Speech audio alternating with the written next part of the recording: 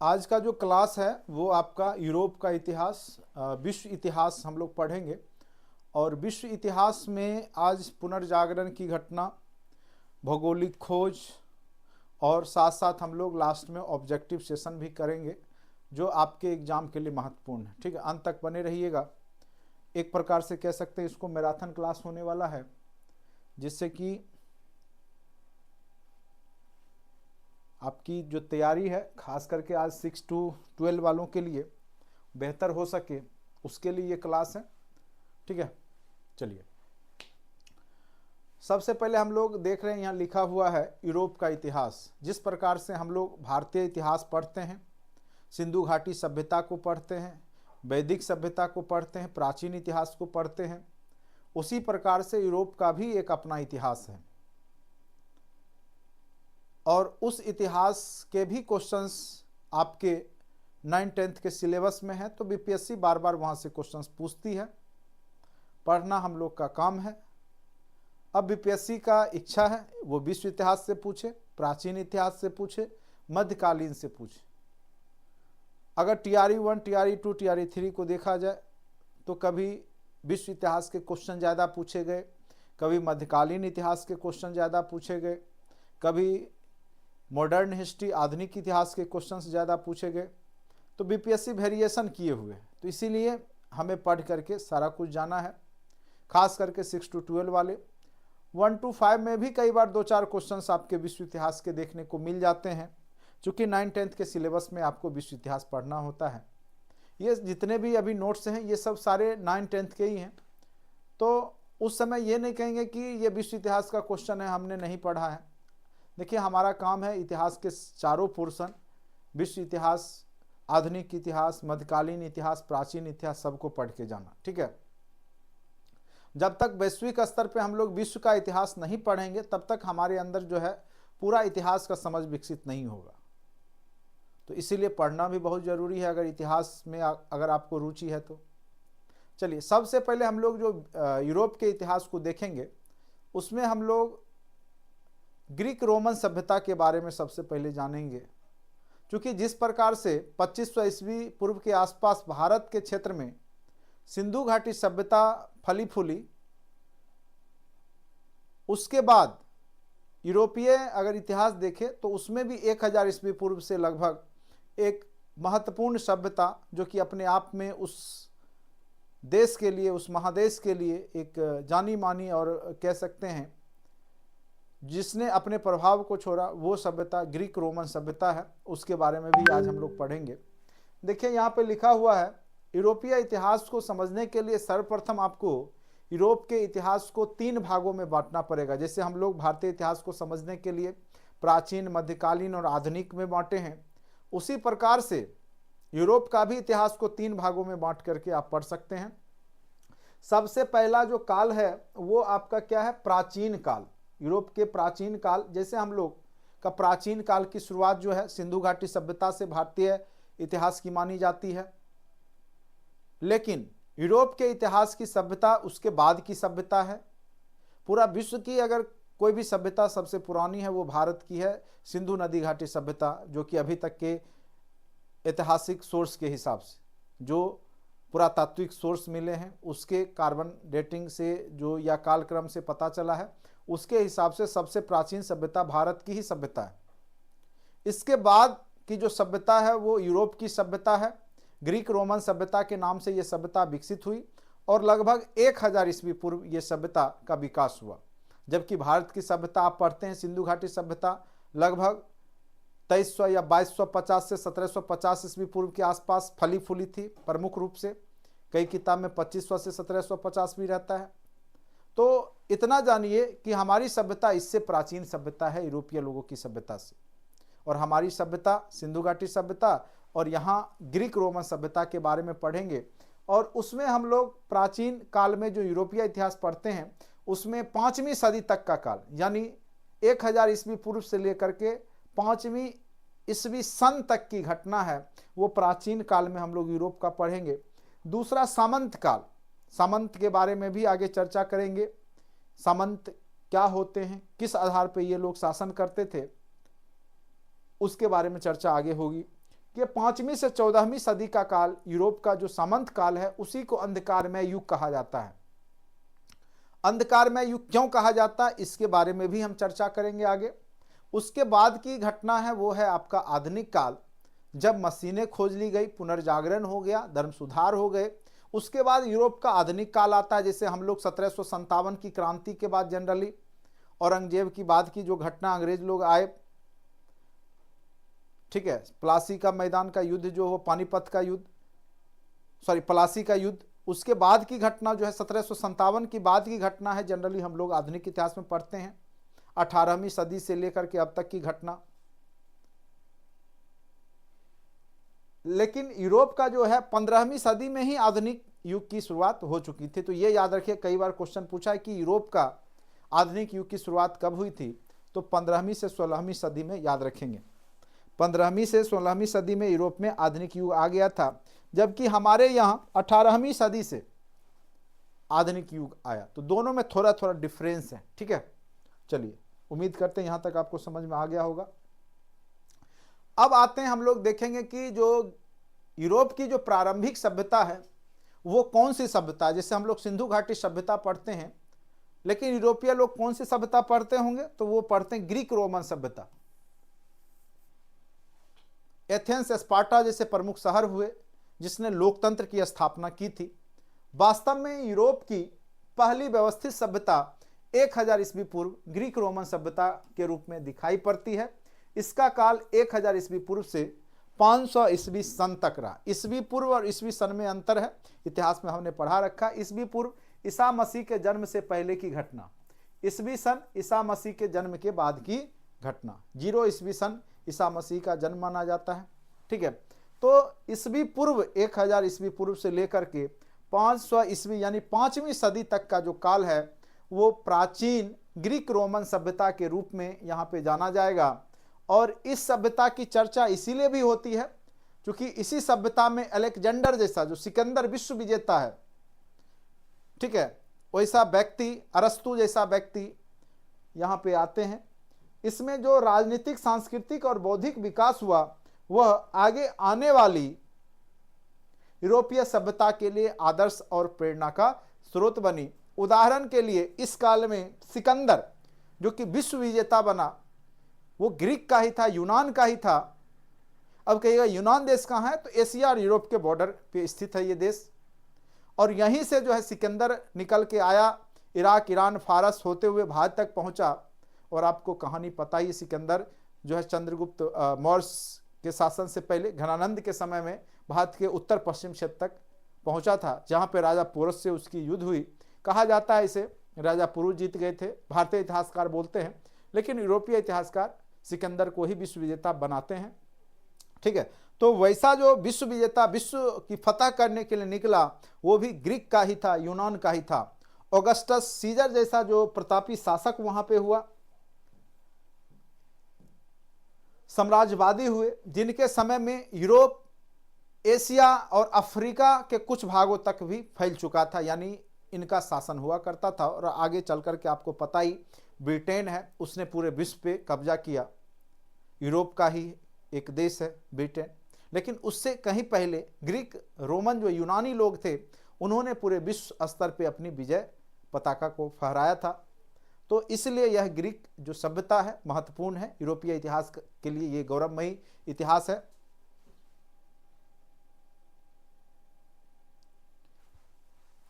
ये किसी नदी के किनारे फली फूली नहीं, ठीक है। 4 नदी घाटी सभ्यता है, जिसमें सिंधु घाटी सभ्यता है, वांगहो नदी घाटी सभ्यता है, मेसोपोटामिया की जो दजला फरात नदी के किनारे फली फूली, ये उसमें नहीं आता, एक वांगहो नदी घाटी सभ्यता है, ठीक है। ये नदी के किनारे फली फूली नहीं है, याद रखेंगे। साम्राज्य के इस विशाल स्वरूप ने आगे चल करके ब्रिटेन, फ्रांस आदि यूरोपीय जो देश हैं उसको भी प्रेरित किया, और आगे चल करके यूरोप के जो अन्य देश हैं, फ्रांस, ब्रिटेन, ये सब भी आगे आया। साथ ही सभ्यता के दौरान एथेंस और स्पार्टा जैसे नगर राज्यों में गणतंत्र संरचना दिखाई देती है। अगर वैश्विक स्तर पर देखा जाए, ऐसे भारत में सबसे पहले लक्षवी जो गणराज्य था, लक्षवी जो वैशाली का पार्ट है, जहाँ वज्जी जिसको कहा जाता था गणतंत्र, तो विश्व का सबसे पहला गणतंत्र वहीं पे स्थापित हुआ था, आपके देश में। आपके देश ही नहीं बल्कि बिहार में वैशाली जो अभी जगह है, वैश्विक स्तर पे सबसे पहला गणराज्य ऐतिहासिक घटनाक्रम में जो दिखाई देता है वो बज्जी वैशाली, जहाँ के लोगों को लक्ष्मी कहा जाता था, वहीं पे दिखाई देता है। लेकिन वैश्विक स्तर पर देखा जाए उसके बाद जो है अगर लोकतंत्र कहीं दिखाई देता है तो वो आपको ग्रीक में दिखाई देगा, और वह जगह का नाम था एथेंस और स्पार्टा। ठीक है, तो जैसे नगर राज्य में गणतंत्र की स्थापना सर्वप्रथम वैश्विक स्तर पर दिखाई देती है। कई बार पूछ सकता है वैश्विक स्तर पर जो है गणतंत्र की संरचना इनमें से कहाँ दिखाई देती है, तो एथेंस और स्पार्टा याद रखेंगे। इसमें लोकतांत्रिक संदर्भों में जो है इसने पूरे यूरोप वासियों को प्रेरित किया, और लोकतंत्र आप जानते हैं अभी मैक्सिमम देश लोकतंत्रात्मक देश हैं। लोकतंत्र मतलब जनता का शासन। अमेरिका के अब्राहम लिंकन ने कहा था जनता का, जनता के लिए, जनता के द्वारा शासन। ठीक है, जो कि सबसे उत्तम शासन वर्तमान समय में मानी जाती है लोकतंत्र। ठीक है, आगे चले ना चले लेकिन फिलहाल अभी सबसे उत्तम लोकतंत्र ही माना गया है। ठीक है, सांस्कृतिक क्षेत्र में भी होमर हेरोडोट्स, जिसको कि इतिहास का पिता कहा जाता है, कई बार पूछेगा इतिहास का पिता किसको कहा गया है, तो हेरोडोट्स को। 476 ईस्वी पूर्व के आसपास ये थे, और इन्होंने ही जो है सर्वप्रथम इतिहास लिखना शुरू किया था। सुकरात हुए, प्लेटो हुए, अरस्तु हुए, और अरस्तु का ही शिष्य अलेक्जेंडर हुआ, सिकंदर। एक याद रखिएगा, एस्पा, सुकरात, प्लेटो, अरस्तु, अलेक्जेंडर। अलेक्जेंडर हम सिकंदर को भी कहते हैं। ठीक है, सुकरात, प्लेटो, अरस्तु, अलेक्जेंडर। ठीक है, तो ये भी नाम याद रखिए कौन किसका चेला है, शिष्य है। सुकरात के शिष्य प्लेटो, प्लेटो के शिष्य अरस्तु, अरस्तु के शिष्य अलेक्जेंडर, जो कि सिकंदर विश्व विजेता बना, महान बना। तो महान गुरु का ही चेला महान बनता है, इतना याद रखिएगा। ठीक है, जैसे दार्शनिक हुए जिनके विचारों में बौद्धिकता और तर्कवाद दिखाई देती है। अरस्तु को कई विषय का जो है पिता कहा गया, और उस समय में, प्राचीन समय में इन्होंने जो संकल्पना विकसित कर ली अपने अध्यात्म से, अपने बौद्धिक क्षमता से, वो आज के भी वैज्ञानिक एक कोई पर्टिकुलर विषय पे ही रिसर्च नहीं कर पाते हैं, जबकि इन्हें कई विषयों का जो है पिता कहा जाता है, जैसा कि आप लोग भी जानते हैं। आर्किमिडीज जैसे, पाइथागोरस जैसे विद्वान, वैज्ञानिक या मैथमेटिशियन कह सकते हैं, ये सब ग्रीक रोमन प्राचीन समय में ही हो चुके थे। ऐसे भारत भी कम नहीं था, आर्यभट्ट, ब्राह्मीर, ठीक है, ब्रह्मगुप्त, ये सब भारत में भी हो चुके थे प्राचीन समय में। लेकिन यूरोपीय इतिहास भी खाली नहीं है, यहाँ भी एक से एक विद्वान, आर्किमिडीज, पाइथागोरस जैसे विद्वान बौद्धिक व्यक्ति का जन्म हो चुका था। चलिए, लेकिन दुर्भाग्य होगा कुछ दिन बाद 476 ईस्वी पूर्व में क्या हुआ कि रोमन सम्राट, उसका क्या नाम रहता है, कई बार पूछ देगा, तो उसका नाम रहता है रोमुलस ऑगस्तुलस। जब अपदस्थ कर दिया गया और पश्चिमी जो यूरोप में रोमन साम्राज्य जो चल रहा था वो जब समाप्त हो जाता है, तो वहाँ पे एक सामंत युग का पदार्पण हो जाता है, और उस काल को हम लोग अंधकारमय युग या यूरोप का मध्यकाल का युग कहते हैं। तो कई बार पूछेगा, तो 476 ईस्वी पूर्व में जो पश्चिमी रोमन है उसका सम्राट का नाम है रोमुलस ऑगस्तुलस, उसको अपदस्थ कर दिया गया, उसको हरा दिया गया, और जिससे क्या हुआ कि रोमन साम्राज्य जो पूरा विख्यात साम्राज्य है वो समाप्त हो जाता है, और फिर वहाँ से डाउनफॉल होना यूरोप का इतिहास शुरू हो जाता है। और वो घटना 15वीं सदी तक, 1500 ईस्वी तक चलेगा, जब तक कि औद्योगिक क्रांति नहीं आ जाएगी। ठीक है, कारण क्या था, इसको अंधकारमय युग क्यों कहा गया यूरोप में मध्यकालीन समय को? तो देखिए, इस समय में क्या हुआ था कि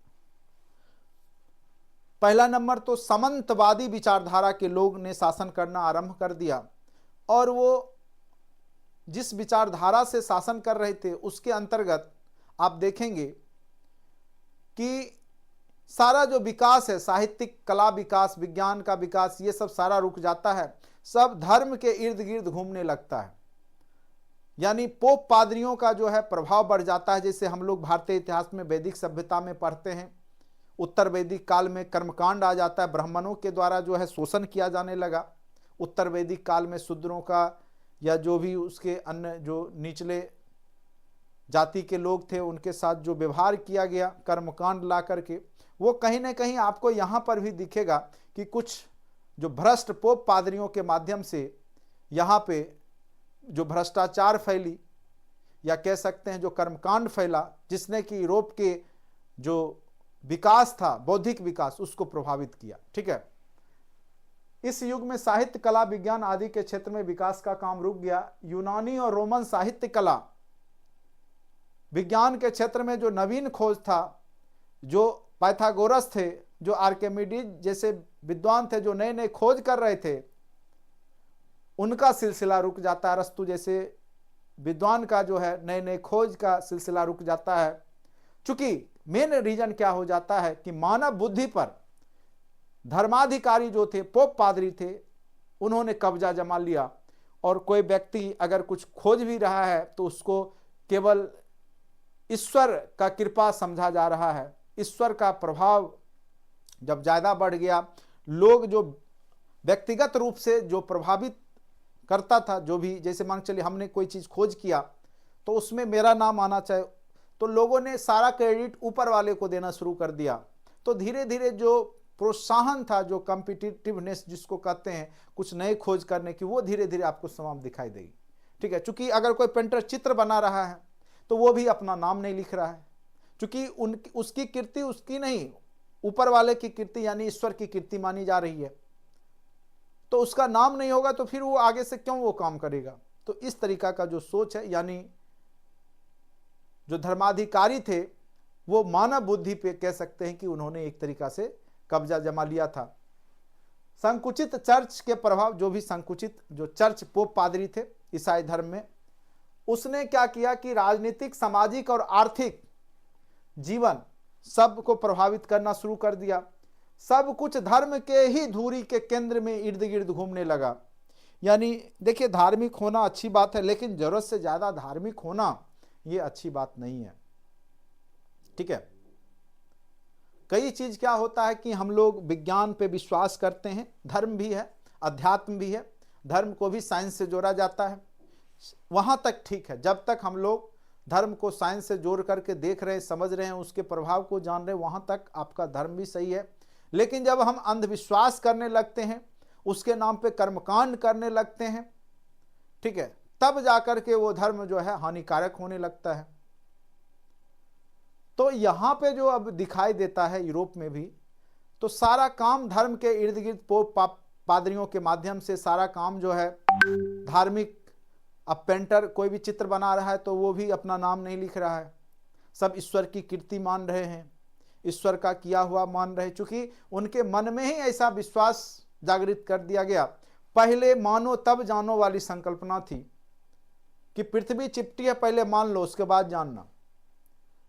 लेकिन जब पुनर्जागरण होगा, ये लोग फिर से जागेंगे तो कहेंगे पहले जानो तब मानो।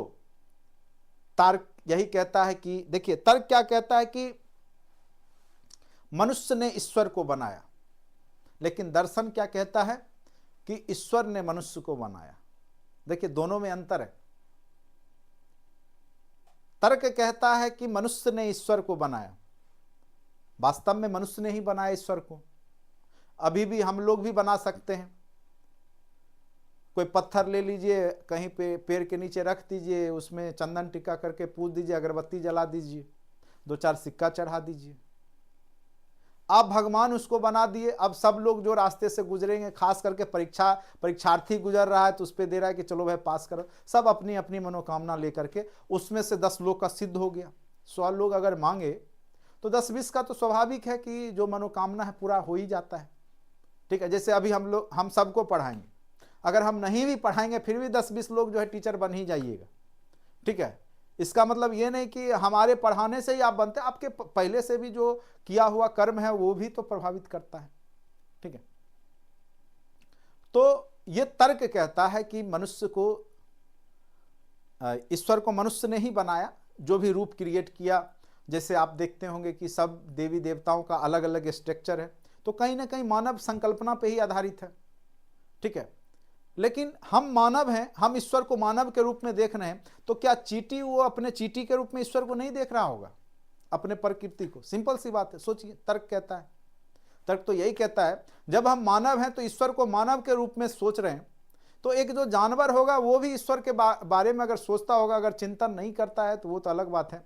लेकिन आप ही सोचिए उसके हिसाब से, तो उसके हिसाब से तो उसी रूप में उसके देवता होते होंगे, ठीक है। जैसे आदिवासी लोग का देवता का जो है रूप रंग भी आदिवासी के तरह ही होगा। हमारे देवी देवता का, जो हिंदू धर्म के देवी देवता का भी जो रूप होगा वो हिंदू ढंग का ही होगा। और जिस भी धर्म के जो भी देवी देवता को जो भी लोग मानते हैं, उनका पहनावा ओढ़ावा भी उसी टाइप का होता है। इसका मतलब क्या है कि हमने क्रिएट किया उनके जितने भी ड्रेस को, उनके स्ट्रक्चर को। सिंपल सी बात, ठीक है। तो ये सब दर्शन कहता है, ये सब आपका तर्क कहता है। लेकिन दर्शन क्या कहता है कि ईश्वर ने एक कोई पावर है, कोई शक्ति है, जिसने सभी मनुष्य को, सभी जीव जंतुओं को बनाया। वो निराकार भी हो सकता है, आकार में भी हो सकता है, ठीक है। तो अपनी अपनी संकल्पना है, अपना अपना सोच है। तो जैसा मनुष्य सोचता है उस हिसाब से उसने अपने ईश्वर को भी बना लिया, ठीक है। तो ये यहाँ पे जो तार्किक जो बातें हैं वो इन लोगों के अंदर जो है नहीं आ रहा है। अब फिलहाल अंधकारमय युग में सारी जो भी है ईश्वर केंद्रित हो गया है। पूरा जो पोप पादरी है उन्होंने जो है इसको ईश्वर केंद्रित कर दिया, ठीक है। चलिए उसके बाद आते हैं, अब थोड़ा सा इस युग की विशेषता जानिए। फ्रैंक जाति का एक वीर विजेता है जिसका नाम है शार्लमा। कई बार पूछ सकता है, शार्लमा से क्वेश्चन आता है, ठीक है। और ये कैरोलिंगियन साम्राज्य जो यूरोप का है उसका ये शासक था। तो कई बार पूछेगा कि इनमें से कौन सा शासक कैरोलिंगियन साम्राज्य का विख्यात शासक था, तो उसका नाम था शार्लमा, जो कि 742 से 814 ईस्वी तक रहा। यह एक शक्तिशाली साम्राज्य की स्थापना की थी। इस साम्राज्य के अंतर्गत जो कैरोलिंगियन साम्राज्य था, फ्रांस, जर्मनी, इटली के बहुत सारे भूभाग उसमें सम्मिलित थे। शार्लमा का यह साम्राज्य कैरोलिंगियन साम्राज्य के नाम से विख्यात था। कई बार पूछेगा कैरोलिंगियन साम्राज्य का संस्थापक कौन था, तो शार्लमा याद रखिएगा। इसने उस समय ईसाई जगत के धर्मगुरु जो रहते हैं पोप की अधिसत्ता को स्वीकार कर लिया, पोप को अपना धार्मिक गुरु बना लिया, और उस पोप का नाम था लियो तृतीय। यहां पर थोड़ा सा जो शब्द दिख रहा होगा ये इंग्लिश में याद लिख लीजिएगा, लियो थर्ड। और लियो थर्ड जो पोप था, अब चूंकि इसने उसको गुरु बनाया राजा होकर, शासक होकर के, तो उसने भी क्रिसमस के दिन 800 ईस्वी सन में शार्लमा को क्या किया कि पूरा क्षेत्र का, यूरोप का सम्राट घोषित कर दिया। किसने? तो लियो तृतीय ने। तो हो सकता है पूछ दे किसने जो है शार्लमा को कैरोलिंगियन साम्राज्य का सम्राट घोषित किया था, तो याद रखिएगा वो लियो तृतीय थे। 814 ईस्वी में शार्लमा की मृत्यु हो गई।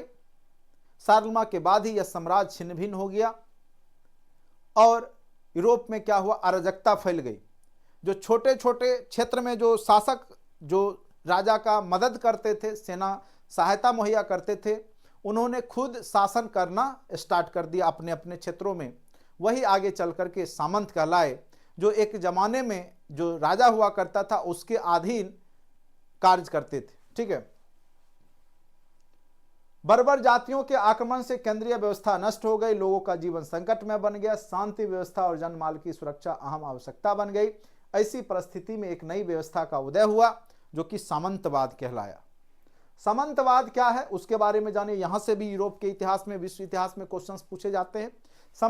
सामंतवाद कृषि और भूमि पर आधारित एक व्यवस्था है जिसका कि मालिक राजा होता है, लेकिन जो लोगों के बीच में, किसानों के बीच में जो आर्थिक दोहन का जो कार्य करता है वो सामंत करते हैं, ठीक है। सामंतवाद कृषि और भूमि पर आधारित मध्ययुगीन व्यवस्था है। इस व्यवस्था में समस्त भूमि का मालिक राजा होता था। उसके नीचे पदानुक्रम में अनेक सामंत होते थे, जिसको कि ड्यूक कहा जाता था, अर्ल कहा जाता था, बैरन कहा जाता था, नाइट कहा जाता था, ठीक है। और ये लोग गढ़ी में जो चारों ओर से घिरा हुआ कह सकते भूभाग रहता था, वहीं पे ये लोग रहते थे। यूरोप में यह व्यवस्था पुनर्जागरण के पूर्व तक चलती रही, यानी 15वीं सदी तक यह व्यवस्था यूरोप में सामंतवादी व्यवस्था चलती रही और यूरोप का इतिहास पूरा अंधकार में रहा, चूँकि ना ही कोई नए आविष्कार होंगे, ना ही कोई बड़ा शासक उभर पाएगा, चूँकि सामंतवादी व्यवस्था आ चुका है। तो इसलिए चूँकि इतिहास में इसकी चर्चाएं कम है, कम लिखित विवरण प्राप्त हुए हैं, इसीलिए इसको अंधकारमय युग कहा गया। भारतीय इतिहास में भी आप देखिएगा, हर्षवर्धन के बाद से लेकर के मध्यकालीन इतिहास तक आपको अंधकारमय युग दिखाई देता है। यानी 600 ईस्वी सन से 6ठी सदी से लेकर के या 7वीं सदी से लेकर के आप देखेंगे कि 10वीं सदी तक का जो बीच का पीरियड है, भारतीय इतिहास में भी आपको शून्यता की स्थिति दिखाई देगी। तो भारतीय इतिहास में भी वो अंधकारमय युग है। उसी प्रकार से यहाँ भी आपको शून्यता की स्थिति दिखाई देगी। कोई ना शासक वैसा होगा, ना कोई वैसे आविष्कार होंगे, इस तरीका से। अब देखिए, इस व्यवस्था के परिणाम स्वरूप यानी सामंतवादी व्यवस्था के परिणाम स्वरूप क्या होगा? वर्ग विभेद बढ़ेगा, जातिगत भेदभाव बढ़ेगा, जो उच्च जो लोग होंगे वो निम्न लोगों को सताएंगे, शोषण की प्रक्रिया बढ़ेगी। सामंत क्या करेंगे? किसानों का शोषण करेंगे, आर्थिक अवनति होगी, व्यापार वाणिज्य का ह्रास हो जाएगा। ये अपने क्षेत्र में वाणिज्य करने देंगे नहीं, व्यापार। अब कहिएगा व्यापार और वाणिज्य में क्या अंतर है? एक है तो वाणिज्य जो होता है, राजा के संरक्षण में जो व्यापार किया जाता है उसको वाणिज्य कहा जाता था। तो अब क्या हुआ कि राजा तो संरक्षक है नहीं यहाँ पे। अब मान के चलिए कोई विक्रेता आया तो सामंत बोलेगा तुम मेरे क्षेत्र में नहीं घुस सकते हो, अगर घुसोगे तो पहले हमको टैक्स दो। तो कोई डर के मारे उस क्षेत्र में जाएगा ही नहीं बेचने के लिए, ठीक है। तो इससे क्या होगा? वाणिज्यिक ह्रास होगा। उसके बाद चूंकि सामंत छोटे छोटे शासक उभर गए हैं, विकेंद्रीकृत हो गया है, तो केंद्रीकृत जो शासन होगा वो भी कमजोर हो जाएगा। उसके बाद प्रगतिशील जो विचार होंगे वो कुंठित हो जाएंगे, यानी चूंकि सामंती लोग हैं, घर में रह रहे हैं, गांव में रह रहे हैं, विलेज में रह रहे हैं, तो उनकी मानसिकता भी खुलापन नहीं होगा, ठीक है। तो नैरो माइंडेड कह सकते हैं, यहाँ पे विचारधारा फैलेगी, यानी व्यापक रूप से ये लोग सोचना बंद कर दिए हैं अंधकारमय युग में, ठीक है। उसी दरमियान जो सिचुएशन उभरता है, तो जब भी सिचुएशन गलत आएगा, जब पाप बढ़ता है तो ईश्वर का अवतार होता है, और यूरोप में भी ईश्वर का अवतार हुआ। कहा जाता है कि ऑगस्टस सीजर के ही शासनकाल में लगभग आज से 2000 वर्ष पूर्व, ठीक है, चूँकि 2000 से ज़्यादा कह लीजिए, 2024 साल, चूँकि 2024 चल रहा है, तो 2024 वर्ष पूर्व में यानी 0 ईस्वी सन के आसपास किनका जन्म हुआ? ईसा मसीह का जन्म हुआ। ईसा मसीह का क्या नाम है वो देखिए यहाँ पे लिखा हुआ है। ऑगस्टस सीजर के शासनकाल में जूडिया के बेथलेहम नामक नगर में जीसस क्राइस्ट, जिनको कि हम लोग यीशु कहेंगे, यीशु मसीह, ने एक नए धर्म का उपदेश दिया। कालांतर में यही धर्म ईसाई धर्म के नाम से विख्यात हुआ। अपने उदार और सर्वग्राही उपदेशों के कारण यह धर्म पूरा तीव्र गति से यथाशीघ्र ही पूरे व्यापक रूप से पूरे यूरोप में फैल गया, ठीक है।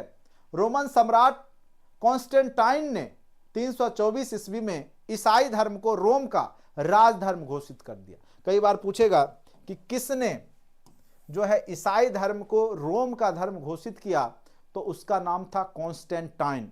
याद रखिएगा, इतिहास में ये सब क्वेश्चंस 6 to 12 के लिए महत्वपूर्ण है। लास्ट में हम लोग ऑब्जेक्टिव सेशन करेंगे। यह सेशन थोड़ा लंबा भी होगा, लेकिन अंत तक देखते रहिएगा आप लोग। 4 से 5 क्वेश्चंस हिस्ट्री का इससे एकदम रहेगा ही रहेगा, ठीक है।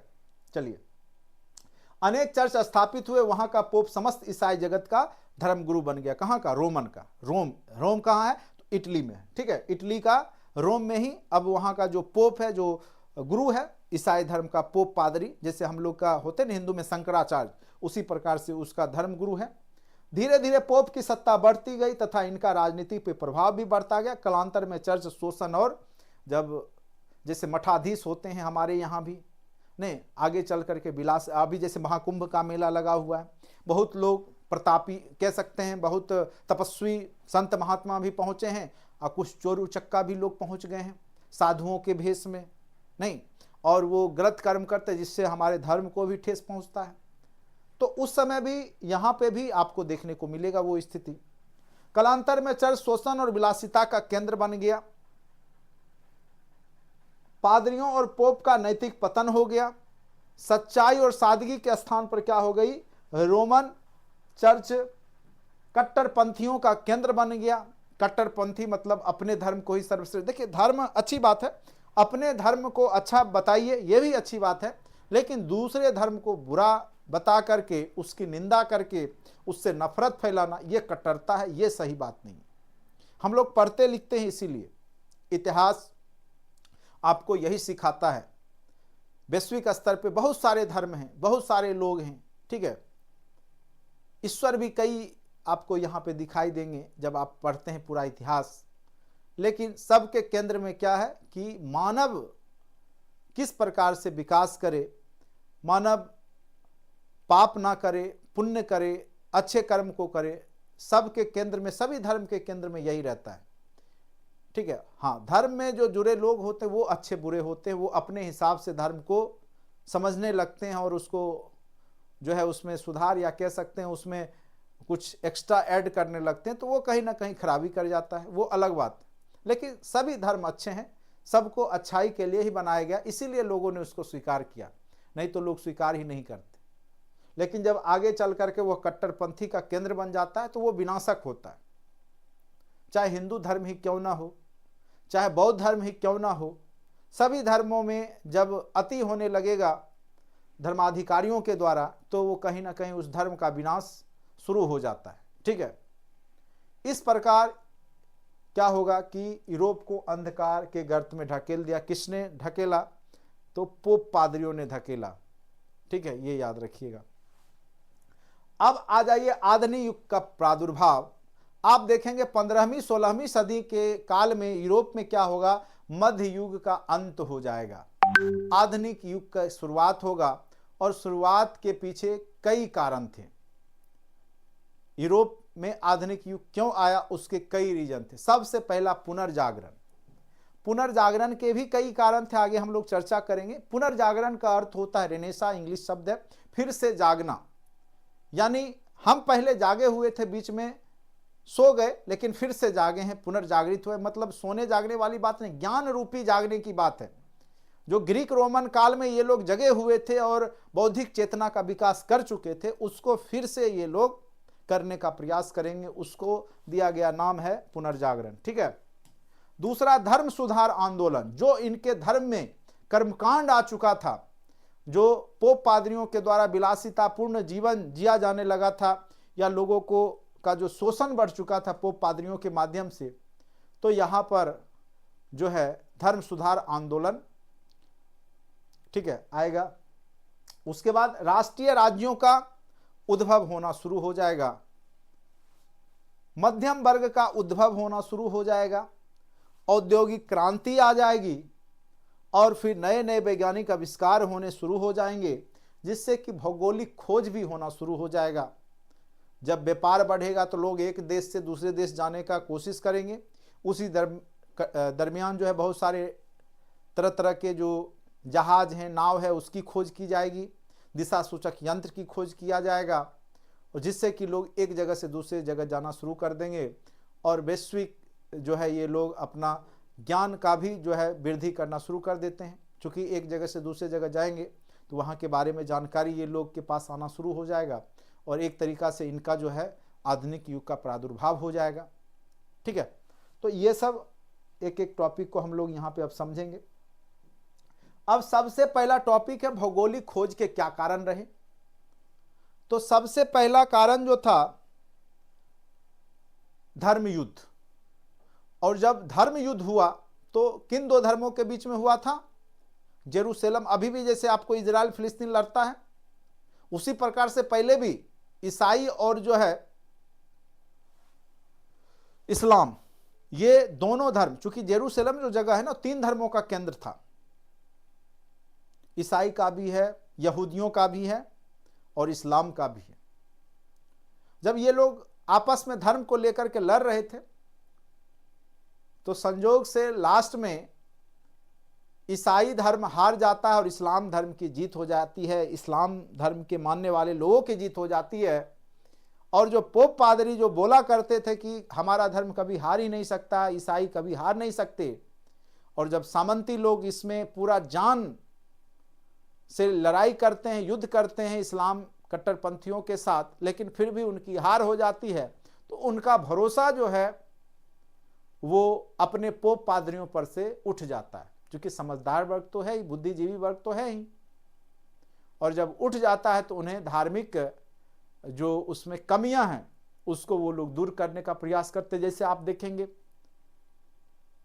जब वैदिक कर्मकांड बढ़ जाता है तो गौतम बुद्ध आते हैं, और गौतम बुद्ध भी क्षत्रिय हैं, हिंदू धर्म से जुड़े थे, लेकिन आगे चल करके फिर इन्होंने एक नया धर्म बनाया, बौद्ध धर्म, आजीवक संप्रदाय या जैन धर्म जो बना, ये सब हिंदू धर्म के जो कर्मकांड है उसको दूर करने के लिए बना। आगे चल करके मध्यकालीन में आप देखेंगे सिख धर्म बना, ये भी हिंदू धर्म, चूंकि सिख के जो गुरु नानक हैं वो खुद ब्राह्मण हैं और उन्होंने नया धर्म बनाया। क्यों बनाया होगा आखिर, आप ही सोचिए, कुछ ना कुछ कमियां रही होगी हिंदू धर्म में, जिस कारण से उन्होंने एक नया धर्म बनाया, अलग धर्म बनाया।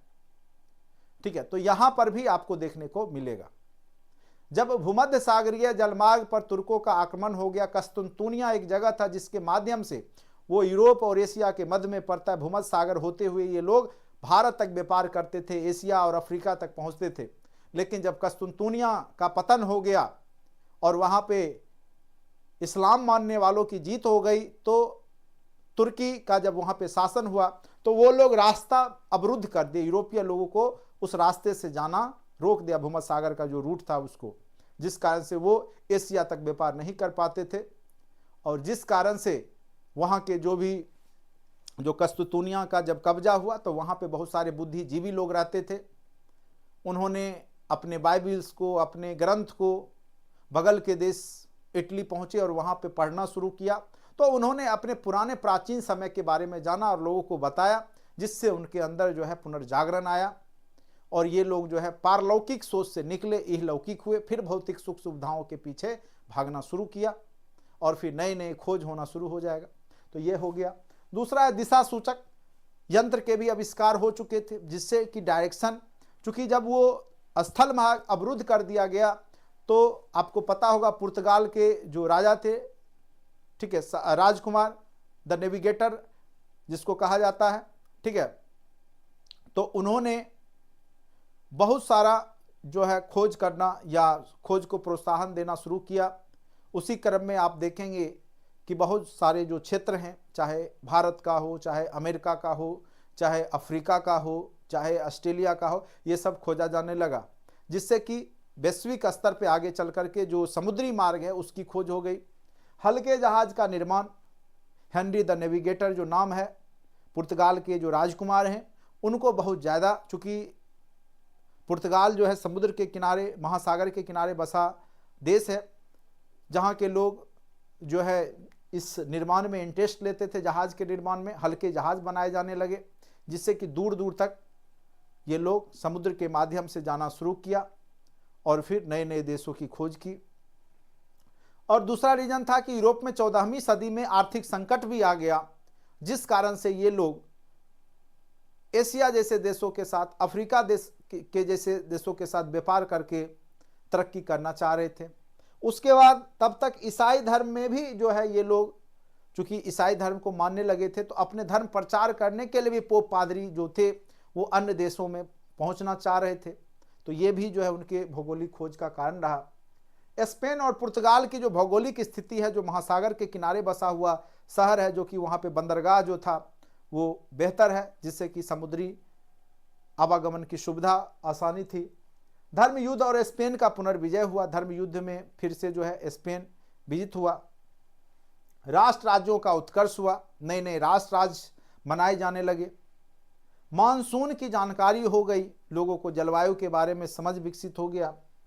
उसके बाद कॉम्पिटिटिवनेस, कौतूहल की भावना, यानी अगर कोई व्यक्ति एशिया जाके व्यापार करके कमा रहा है तो हम भी जाके कमाएं, हम भी जाके व्यापार करें। होता है ना, एक कोई दुकान खोल दिया तो बगल वाला भी चाहता है कि वही दुकान उसके बगल में जाके खोल दें, जिससे कि क्या होता है कि वो कमाएगा तो हम भी कमाएंगे। तो इस तरह की मानसिकता तभी आएगी जब कोई एक आगे बढ़ता है।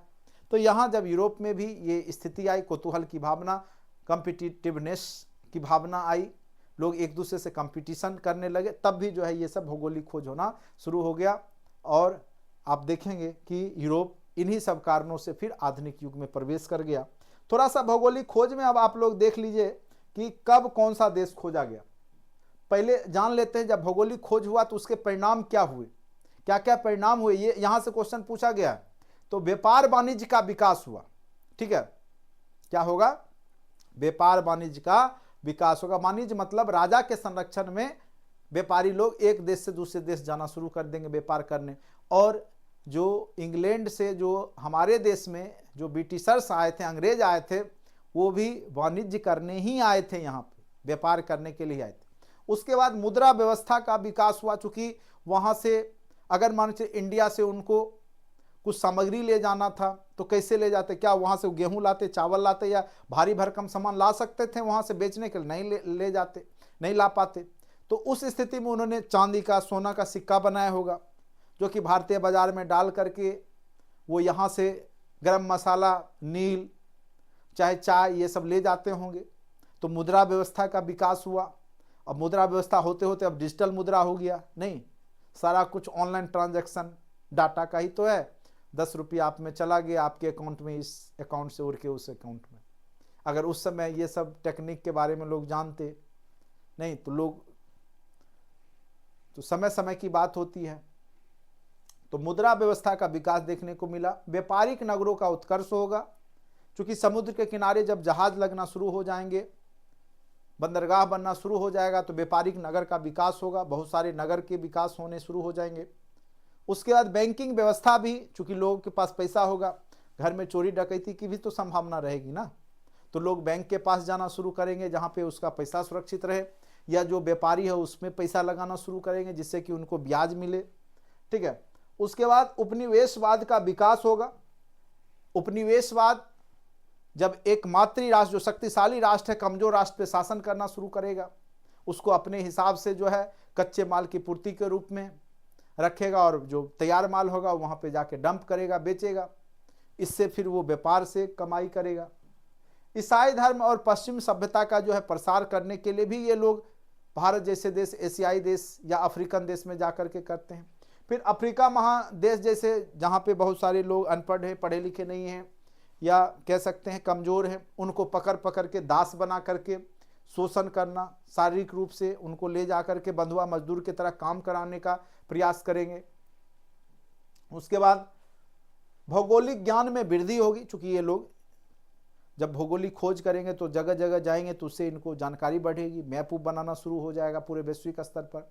उसके बाद जो प्रचलित भ्रांतियां थी कि एक सीमा में जाकर के पूरा विश्व समाप्त हो जाता है, खत्म हो जाता है, एंड पॉइंट आ जाता है, पृथ्वी चिपटी है, तो इस तरह के जो भ्रांतियां थी ये सब जो है दूर होना शुरू हो गए, ठीक है।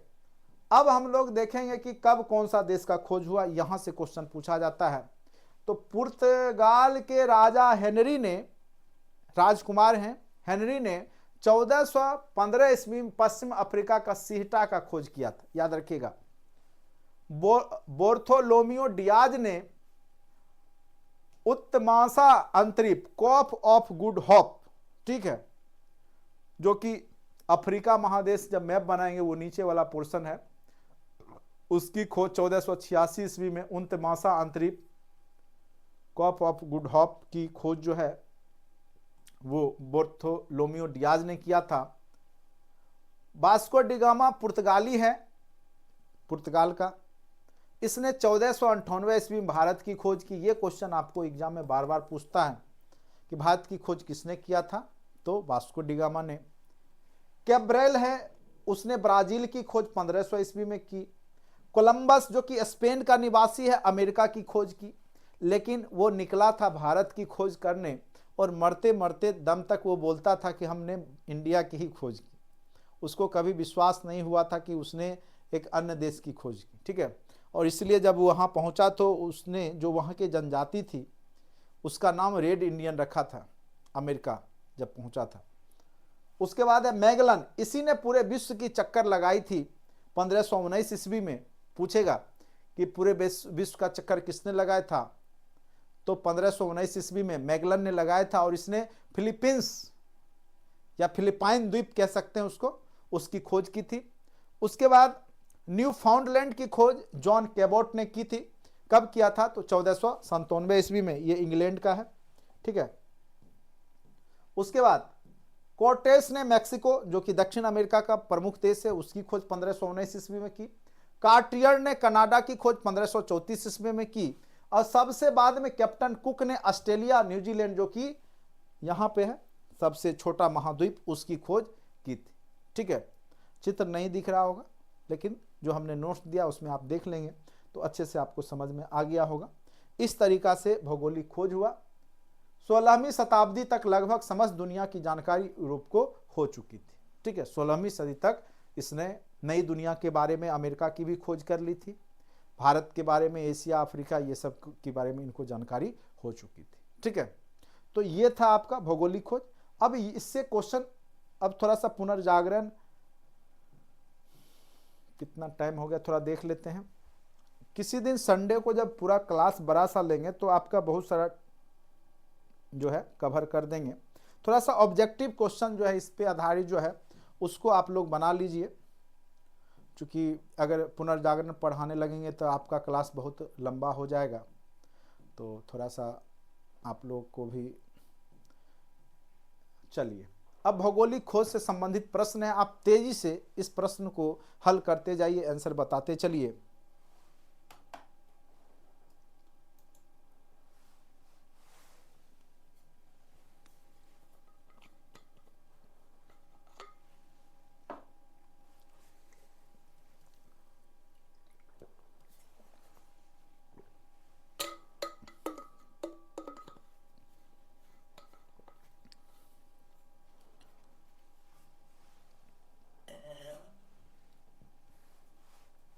चलिए क्या क्या आंसर दिए हैं, हाँ बी बी बी, चलिए ठीक है, बहुत अच्छा।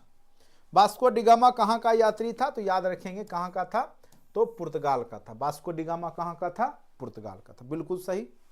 यूरोप वासियों ने दिशा सूचक यंत्र का उपयोग किन से सीखा था, तो याद रखिएगा जो दिशा सूचक यंत्र है उसका उपयोग यूरोप वासियों ने अरब वासियों से सीखा था। किससे सीखा था, तो अरब वासियों से ही इन्होंने दिशा सूचक यंत्र का उपयोग करना सीखा था।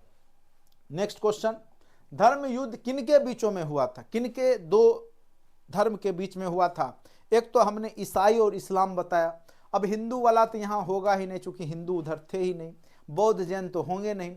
अब बच गया ईसाई और तुर्की। तो इस्लाम धर्म के मानने वाले तुर्की का आप जानते ही, खलीफा सब जो इस्लामिक कंट्री है तुर्की, तो इस्लाम भी कह सकते हैं। अगर इस्लाम नहीं हो, तुर्की भी लिखा रहे तो समझ जाए इस्लामी कंट्री है, ठीक है। तो ईसाई और तुर्कों के बीच में धर्म युद्ध हुआ था, और इस युद्ध में किसकी जीत हुई थी, तो ईसाइयों इस्लाम मानने वालों की, यानी तुर्कों की जीत हुई थी। कस्तुनतुनिया का पतन जो हुआ था यहीं पे हुआ था।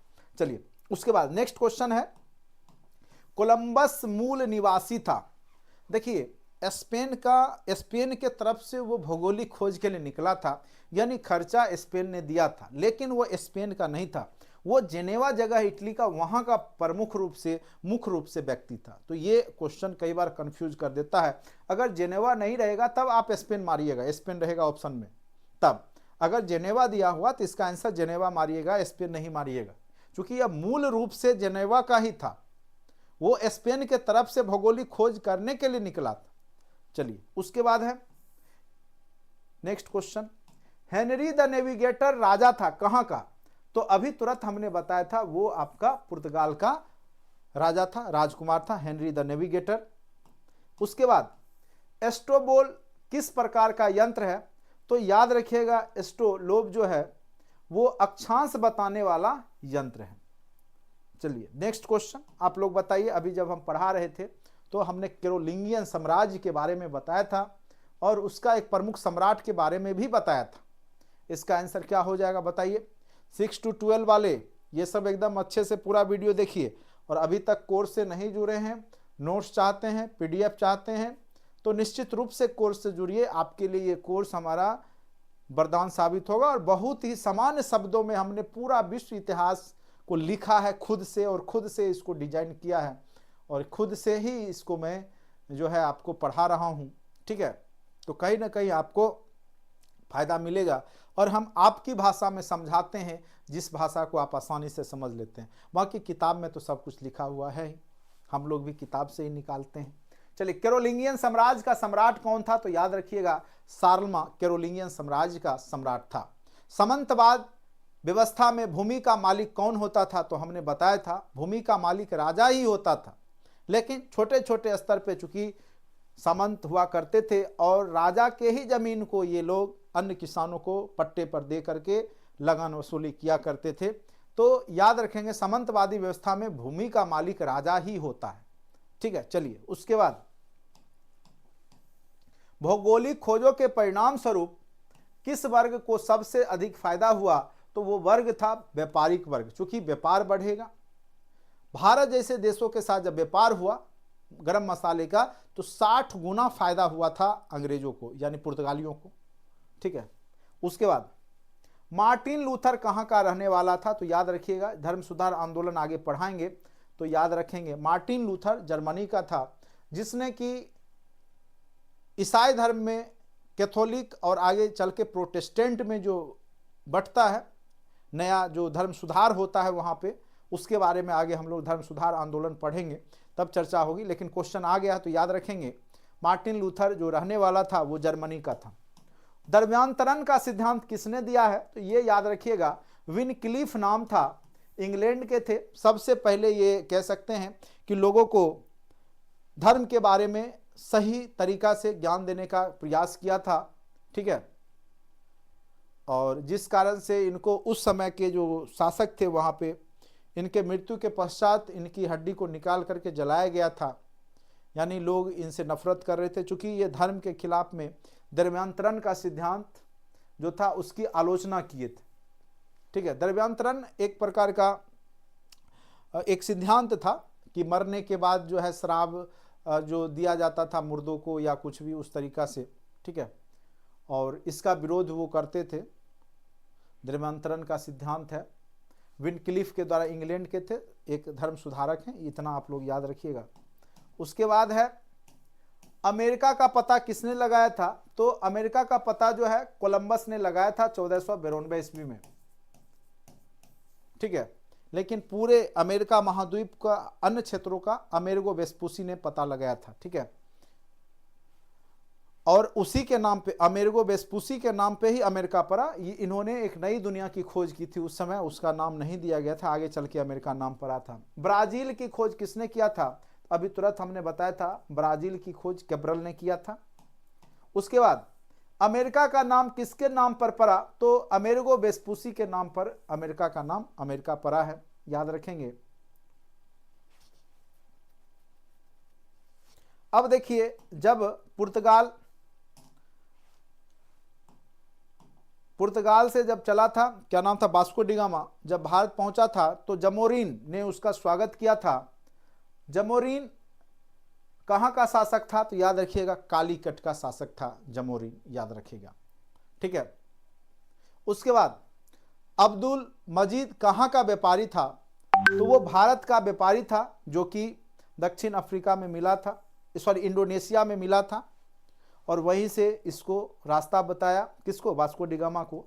तो अब्दुल मजीद कहाँ का व्यापारी था? तो भारत का, याद रखेंगे। उसके बाद कैप्टन कुक ने कहाँ की खोज की थी? तो अभी लास्ट में बताया था, कैप्टन कुक ने ऑस्ट्रेलिया की खोज किया था और न्यूजीलैंड का खोज किया था, सबसे छोटा महाद्वीप का। इसाबेला कहाँ की रानी थी? तो याद रखिएगा, स्पेन की रानी थी। कैब्रल नामक पुर्तगाली जहाजी ने कहाँ का पता लगाया था? तो कैब्रल ने ब्राजील का पता लगाया था, अभी हमने थ्योरी में पढ़ा ही। 80 वर्षों तक यूरोपीय अर्थव्यवस्था किस धातु पर निर्भर थी? तो याद रखिएगा, वो धातु था चांदी।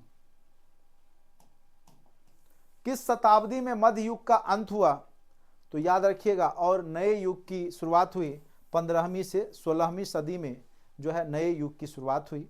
तो इस प्रकार से आपका ये पहला चैप्टर बहुत अच्छे से हमने कंप्लीट कर लिया। पुनर्जागरण का केंद्र बना? तो याद रखिएगा, इटली बना, रोम, इटली। नेक्स्ट क्वेश्चन, उत्तमाशा अंतरीप जो केप ऑफ गुड होप की खोज किसने की थी? केप ऑफ गुड होप की खोज जो है वो किसने किया था? तो याद रखिएगा किसने किया था? बार्थोलोमियो डियाज ने किया था। अमेरिका की खोज किस वर्ष की गई थी? तो याद रखिएगा 1492 ईस्वी में अमेरिका की खोज की गई थी। तेजी से आप लोग भी बताते चलिएगा। कस्तितुनिया का पतन किस वर्ष हुआ था? तो याद रखिएगा 1453 ईस्वी में कस्तितुनिया का पतन हो गया था। विश्व का चक्कर लगाने वाला व्यक्ति कौन है? तो याद रखिएगा मैगलन, जिसने पूरे विश्व का चक्कर लगाया था। उसके बाद मैगलन ने पूरी दुनिया का चक्कर कब लगाया था? तो हमने बताया था थ्योरी में 1519 ईस्वी में लगाया था। चलिए, वास्को डी गामा ने भारत की खोज कब की थी? तो हमने बताया था आपको 1498 ईस्वी में खोज किया था। ठीक है। उसके बाद वास्को डी गामा को भारत पहुंचने का मार्ग किसने बताया था? अब्दुल मजीद ने, जो कि इंडोनेशिया में मिला था। कुबलई खां कहाँ का निवासी था? तो याद रखिएगा वो चीन का निवासी था, कुबलई खां। ठीक है। न्यू फाउंडलैंड द्वीपों का पता किसने लगाया था? तो याद रखिएगा न्यू फाउंडलैंड का किसने लगाया था पता? तो सेबेस्टियस केबोट ने। डिवाइन कॉमेडी दांते की रचना है। और आगे जो भी है ये सब हम लोग पढ़ेंगे जब आगे का टॉपिक होगा तब। ठीक है, क्योंकि इतने ही क्वेश्चन इस चैप्टर से रिलेटेड थे जिसको कि हमने आपको अच्छे से करवा दिया। उम्मीद करते हैं कि आपको क्लास अच्छे से समझ में आ रहा होगा। अगर आप कोर्स से जुड़ना चाहते हैं तो निश्चित रूप से जुड़ें। पूरा कंप्लीट जो है बहुत जल्द आपका ये हिस्ट्री भी, वर्ल्ड हिस्ट्री 5 से 6 लेक्चर में कंप्लीट कर दिया जाएगा। और सारे प्रश्न इन्हीं थ्योरी में से कहीं ना कहीं से रहते हैं। बस आपको नोट्स जो दिया जाएगा उसको आप रीड करेंगे, ऑब्जेक्टिव्स को बनाएंगे। निश्चित रूप से आपको यह जो है 6 to 12 क्लास में जहां से क्वेश्चंस पूछे जाते हैं आपको फ़ायदा मिलेगा। आज के लेक्चर में इतना ही। अगर अच्छा लगता है तो चैनल को लाइक कीजिए, सब्सक्राइब कीजिए, दोस्तों के बीच में शेयर कीजिए। ठीक है, और सही तरीका से पढ़िए, रिजल्ट बनेगा। नहीं तो फिर केवल ऑब्जेक्टिव पढ़ने से आपका काम नहीं चलने वाला है। आज के लिए इतना ही, धन्यवाद।